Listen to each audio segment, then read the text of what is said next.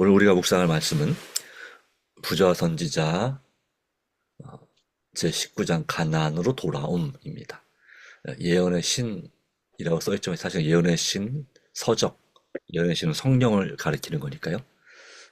성령님의 계시를 통해서 또 성령님 보내신 천사들의 계시를 통해서 받은 영감의 글이 바로 이와 같은 책들입니다.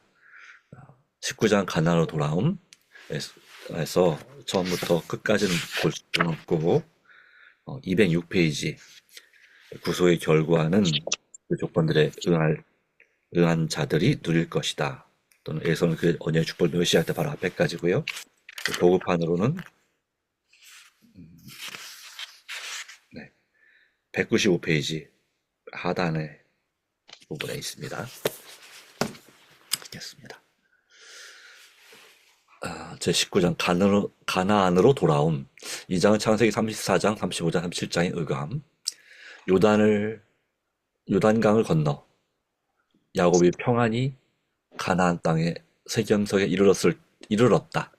그리하여 야곱이 베델에서 드린 기도, 곧 하나님께서 그를 다시 고향 땅으로 돌아오게 해달라던 기도가 응답되었다.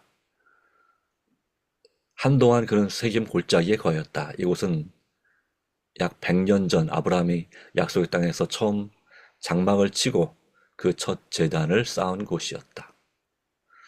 이곳에서 야곱은 그 장막 친 밭을 세겜의 아비 하몰의 아들의 손에서 은 100개로 사고 거기 단을 쌓고 그 이름을 엘헬로해 이스라엘 이스라엘 하나님이라 하였다.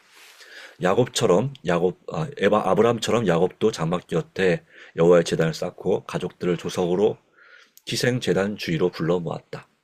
17세기가 지난 후에 야곱의 후손이신 구세주께서 이 땅에 오셔서 한낮의 더위를 우물 곁에 앉아 식히시면서 의아해하던 청중들에게 영생하도록 솟아나는 샘물에 대하여 말씀하셨던 그 우물은 야곱이 판 것으로 바로 여기에 있었다.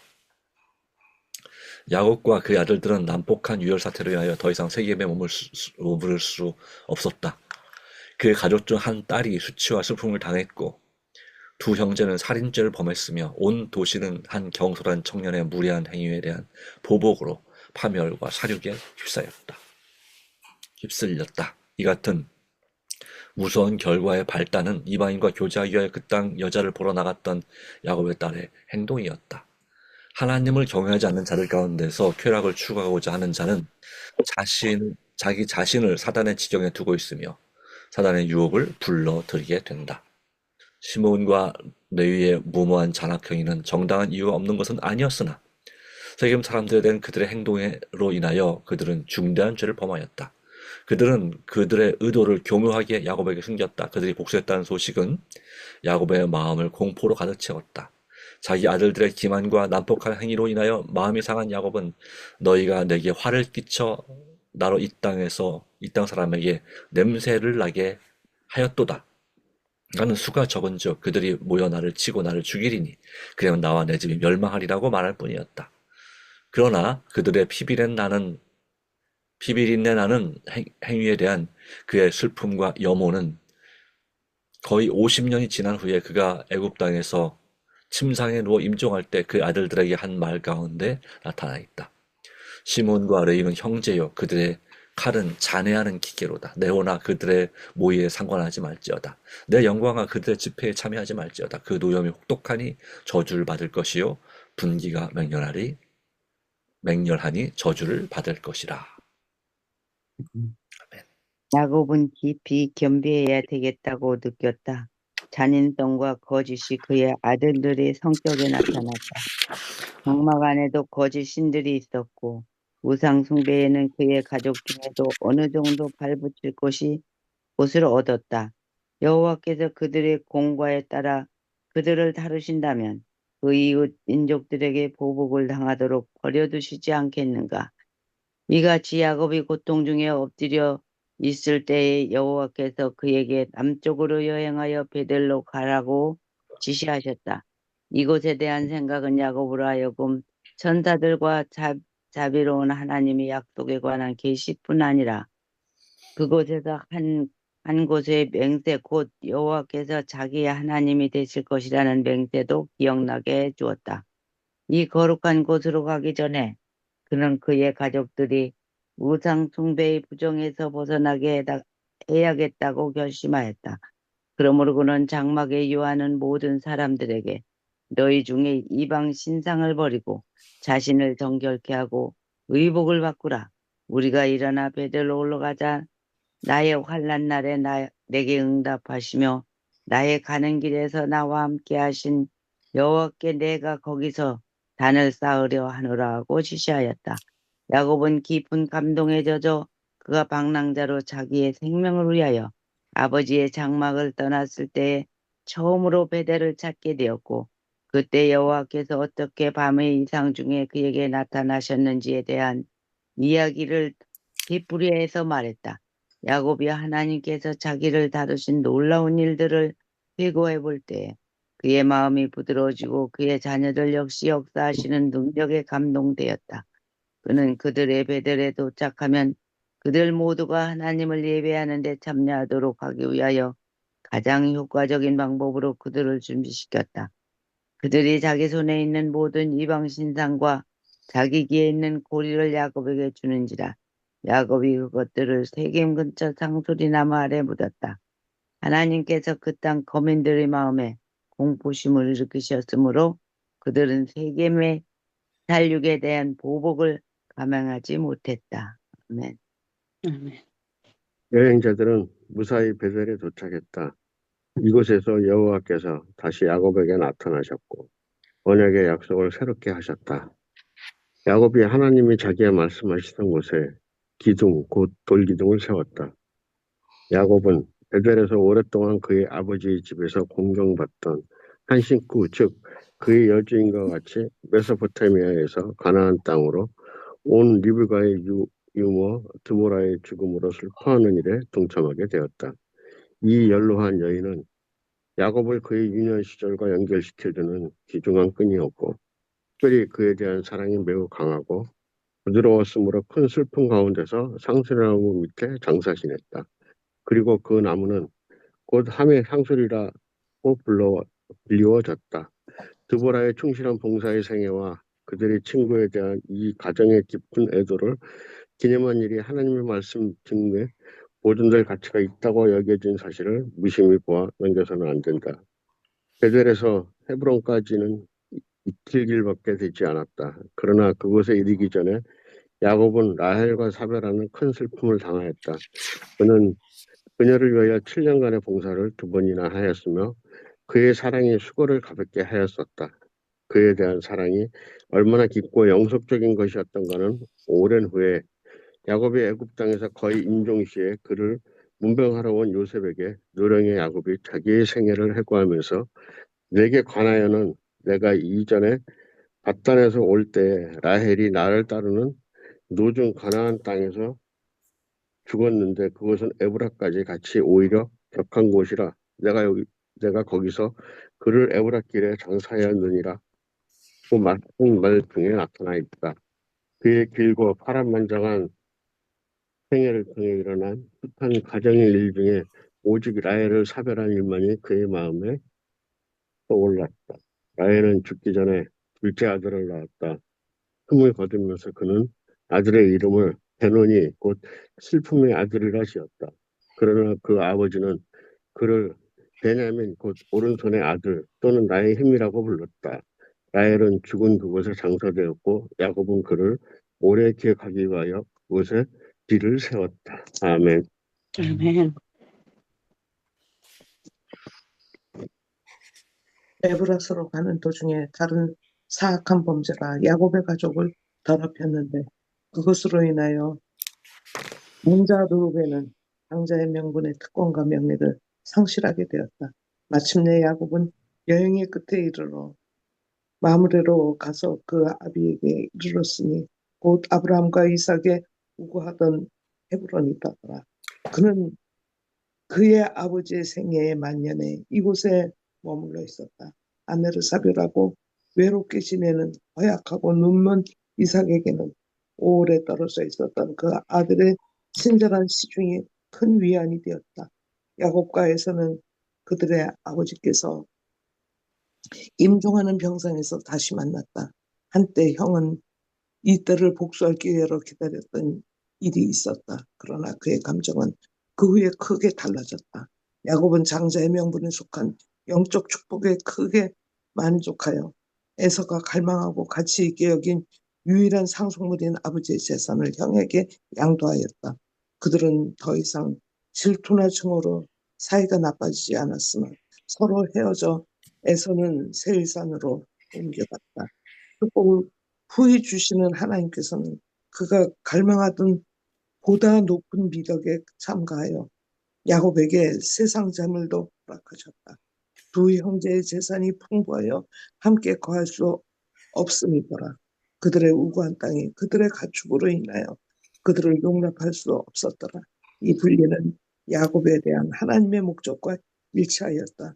두 형제는 신앙에 있어서 아주 큰 차이가 있었으므로 서로 떨어져 사는 것이 그들에게 더 좋았다. 에서와 야곱은 다 같이 하나님께 대한 지식을 배웠고 둘 다 하나님의 계명을 따라 행함으로 하나님의 총애를 받을 자유를 가졌었다. 그러나 그들 두 사람이 다 이것을 행하고자 선택하지는 않았다. 그 두 형제가 서로 다른 길을 걸어갔고 그들의 길은 점점점 더 멀어져만 갔다. 에서가 구원의 축복에서 제거된 것은 하나님의 편에서 독단적으로 택정하신 것이 아니었다. 그리스도를 통하여 주시는 하나님의 은혜의 선물을 만민에게 거저 주시는 것이었다. 어떤 사람이 멸망당한다면 그것은 자신이 선택한 것이지 다른 사람이 선택해 준 것이 아니다. 하나님께서는 모든 영혼이 영생을 얻도록 택하심을 입을 수 있는 조건을 당신의 말씀 가운데 제시하셨는데 그것은 그리스도를 믿는 믿음을 통하여 그분의 계명을 순종하는 것이다. 하나님께서는 당신의 율법에 조화되는 한 인물을 선정해 놓으셨으며 누구든지 그분께서 요구하시는 이 표준에 도달하는 자는 영광의 나라에 들어갈 것이다. 그리스도께서 친히 아들을 믿는 자는 영생이 있고 아들을 순종치 아니하는 자는 영생을 보지 못하고 나더러 주여 주여 하는 자마다 천국에 다 들어갈 것이 아니요 다만 하늘에 계신 내 아버지의 뜻대로 하는 자라야 들어가리라고 말씀하셨다. 요한계시록에서 그분은 그 두루마기를 빠는 자들은 복이 있으니 그는 저희가 생명나무에 나아가며 문들을 통하여 성에 들어갈 권세를 얻으려 함이로다고 선언하신다. 인간의 최종적인 구원과 관련하여 이것이 하나님의 말씀에 나타난 유일한 핵심이다. 아멘.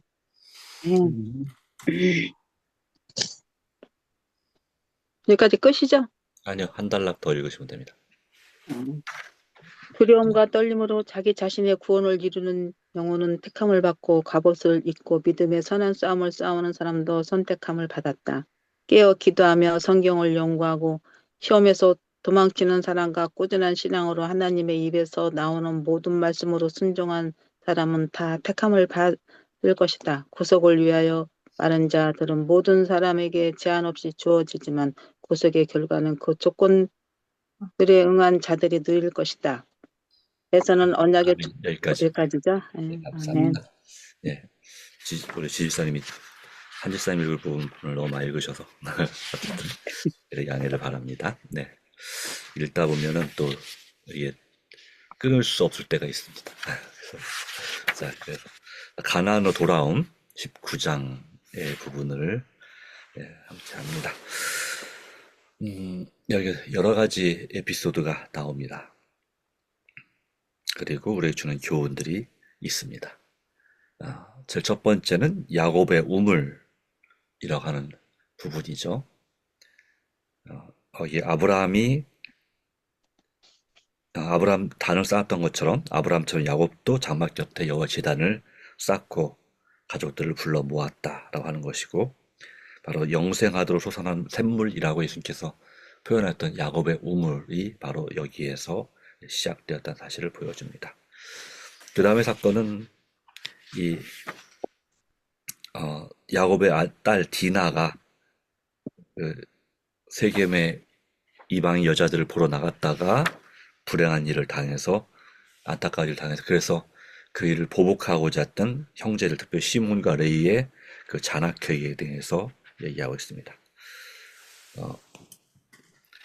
때때로 여기서 주는 교훈은 이 딸의 행동에 있어서는 하나님을 경외하지 않는 자들 가운데 쾌락을 추구하고자 하는 자는 자기 자신을 사탄의 지경에 두고 있으며 사탄의 유혹을 불러들이게 된다.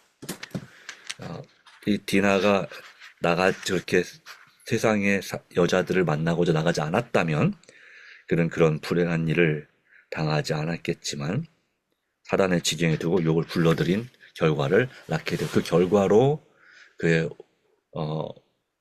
오빠들이겠죠. 예, 시몬과 레위가 또한 그런 이제 처절한 보복을 함으로써 그들도 사실상 다른 자녀들은 야곱에게 말년에 축복을 받았는데 이 두 가족은 저주를 받은 그런 모습을 볼 수가 있습니다. 네, 이것에 대한 책임은 물론 야곱이 졌죠. 그런 깊이 겸비해야 되겠다고 느꼈다. 이런 일을 당하면서 자녀들의 그런 이런 안타까운 일을 당하면서 야곱은 이런 마음을 했습니다. 네. 물론 하나님의 계시를 따라서 저주도 했지만 또 할 만은 하셨지만 그래도 그 자신의 겸비하지 못했던 것이 잔인성과 거짓이 바로 그 아들들의 속에 나타났다라고 생각을 한 것입니다. 그리고 그것을 바로잡는 일에 있어서 할 일은 바로 아버지로서의 그가 할 일이었다고 하는 거죠. 그런 고통 중에서 엎드려 하나님께 간절히 기도했습니다. 물론 자식의 잘못은 어느 정도 부모의 책임이 있는 건 사실이지만 그러나 또 많은 경우는 자신들의 선택에 달려 있는 것도 사실입니다. 그렇지만 우리가 어느 정도는 책임감을 가지고 그것이 꼭 나를 닮은 성격이 아닌 자식이라 할지라도 또 그들 행동이 그들 선택의 잘못에 의해서 어떤 불행한 일이 벌어진다 할지라도 부모로서는 그 자녀들은 책임감을 잊지 않는 것이 중요합니다. 그리고 우리는 그들을 위해 간절히 기도할 책임이 있습니다. 그들이 하나님을 잘 믿든지 그렇지 않든지 또는 아예 하나님을 떠나든지 간에 그 상태에 대한 어느 정도의 책임의식을 가지고 있는 것은 원래 부모의 마음이죠. 내 탓이다. 자녀들이 잘 되는 것도 하나님께 감사하고 내 덕분도 있지만 자녀들이 잘 안 되는 것도 부모로서는 자기 책임과 그런 죄책감을 늘 가지고 있습니다. 특별히 자녀가 이 장애를 가지고 태어났다든가 어떤 부분에 대해서 그러면 그것에 대해서는 부모는 계속해서 안타까움과 고통을 받죠. 내가 평소에 뭔가 부절제한 습관 때문에 그 영향이 우리 자녀에게 간 것이 아닌가. 그런데 한 사람이 그런 불구로 어떤 장애를 태어난다면 그것은 바로 그 당대 부모만은 아닙니다. 그 위에 조상들, 몇 대 조상들의 그런 부절제한 습관이나 그 성질들이 꾸준히 3, 4대까지, 자연성 3, 4대까지 이르는 것도 유전적으로 볼 때도 맞는 얘기입니다. 그래서 전적으로 그 부모의 책임만은 아니지만 그러나 책임이 아주 없다고는 말할 수 없습니다. 그렇지만 자비로운 하나님께서는 바로 그런 면에 있어서 용서하시고 그리고 바로 잡을 길을 허락하여 주시고 또 인도하신다는 사실을 우리가 믿음으로 바라볼 수 있습니다. 그러므로 끝까지 포기하지 마시고 우리의 후손들을 위해서 우리가 더 간절히 기도하고 사랑으로 섬기는 것이 우리의 일이 아닌가 생각합니다. 이렇게 야곱이 고통 중에 엎드렸을 때 하나님께서는 그에게 하나님 만났던 장소인 베델로 가라고 말씀하셨습니다. 베델은 어떤 장소였나요? 바로 야곱의 꿈에 사닥다리가 나타났던 그 사다리를 통해서 하나님께서 함께 하신다는 약속을 주셨던 바로 그 장소입니다. 죄 지은 영혼, 죄책감에 빠진 영혼에게 정말 자비로운 하나님의 약속에 관한 계시를 받았던 바로 그의 영혼의 고향이라고 말할 수 있는 그런 곳이 바로 베델. 그곳에서 그는 하나님께 충성되고 그리고 11조를 드리기로 맹세했던 바로 그 장소에서 가족들을 이방신으로부터 정결케 하고 또한 자신을 성결하게 하고 그리고 하나님 앞에 새롭게 결심하는 장소가 바로 베델이 되었습니다. 여러분의 삶에 있어서 이 베델은 어디입니까? 바로 우리는 이 부분을 깊이 생각해 볼 필요가 있겠습니다. 그리고 베델로 올라가자 또는 베델로 돌아가자 라는 바로 그곳에 하나님께 단을 쌓고 하나님을 경배 환난 날에 함께 하셨던 하나님, 바로 그 하나님을 기억하는 것은 우리의 삶의 중요한 이정표가 될 것입니다. 그런 마음으로 살아가시게 되시기 바라고, 또한 하나님의 역사를 나의 삶에 있어서 하신 놀라운 일을, 나를 다루신 일을 회고해 볼 때 그의 마음은 부드러워지고 그의 자녀들 역시 역사하시는 능력에 감동되었다 라고 했습니다. 바로 그것처럼 우리가 하나님의 은혜와 돌보심을 돌아보는 것은 우리에게 큰 축복이 되고 다시 한번 일어설 수 있는 믿음의 결심이 됨을 기억하시기 바랍니다. 또 하나의 모습은 바로 그 리브가의 유모였던 드보라의 죽음입니다. 아마도 야곱에게 지금처럼 뭐 이렇게 전화 같은 게 없던 시절에 그 사랑하는 어머니의 죽음을 최초로 알린 사람은 바로 리브가의 유모인 바로 드보라였을 것입니다. 다시 말하면 리브가보다도 나이가 많은 할머니였죠. 그러나 그 여주인이 죽은 것을 참으로 안타까워하고 아들을 떠나버렸던 아들을 만나지 못하고 죽은 그 모습에 대해서 안타까움을 가지고 있던 이 드보라에 대한 한 역사의 한 증인에 대한 그리고 충실한 봉사에 대한 그 깊은 애도를 기념하는 것은 하나님께서 그 창세기에 여러 말씀도 많지만 이 말씀을 굳이 기록해 놓은 이유는 보존을 될 가치가 있고 존중받아야 될 가치가 있다는 사실을 보여줍니다. 한 세대를 위해서 비록 부족하지만 헌신한 한 분을 우리가 추도하고 애도하고 기억하는 것은 분명히 의미가 있는 일입니다. 그분이 하나님을 알았던 몰랐던 상관없이 말입니다. 그래서 우리는 그 가운데서 다시 한번 인생의 지혜를 발견하고 우리가 어디로 돌아갈지 우리의 갈 길과 살 길을 발견하게 됩니다. 또한 여기 또 하나의 죽음이 있습니다. 바로 라헬. 야곱이 물론 레아도 사랑했지만 그가 가장 사랑했던 한 여인 바로 라헬의 죽음에 대하여서 기억하도록 비석을 세웠습니다. 그리고 그 노년에 또한 그들을 기리는 그런 모습을 보여줍니다. 바로 야곱이 장사짓던 바로 라헬의 그 죽은 곳 에브랏, 이곳은 베들레헴이라고도 부르는 장소입니다. 베들레헴 에브라다.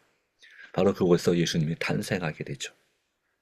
그런 하나님의 은혜와 축복이 또한 있는 것입니다. 야곱과 에서의 분리의 부분도 우리가 볼 수가 있습니다. 그러나 그것은 바로 그들의 믿음의 큰 차이였고 그러면 하나님의 목적과 일치하였다. 때로는 이런 분리가 우리 그리스도인들에게도 필요할지도 모르겠습니다. 연합이 물론 더 중요하지만 이런 말씀이 와닿습니다. 어떤 사람이 멸망을 당하는 그것은 자신이 선택한 것이지 다른 사람이 선택해 준 것이 아니다.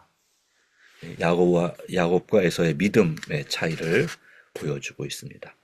그러므로 하나님의 뜻대로 행하는 자리에 들어갈 것이고 우리는 두렵고 떨림으로 자기의 구원을 이루는 그런 사람이 되기를 간절히 바라는 것입니다.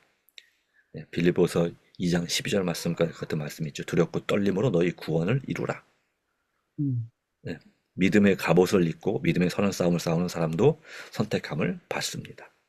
그러므로 깨어 기도하며 성경을 연구하고 맨 마지막 단락 시험에서 도망치는 사람과 꾸준한 신앙을 가지고 하나님의 입에서 나오는 모든 말씀을 순종하는 사람은 다 택함을 받을 것이다. 네.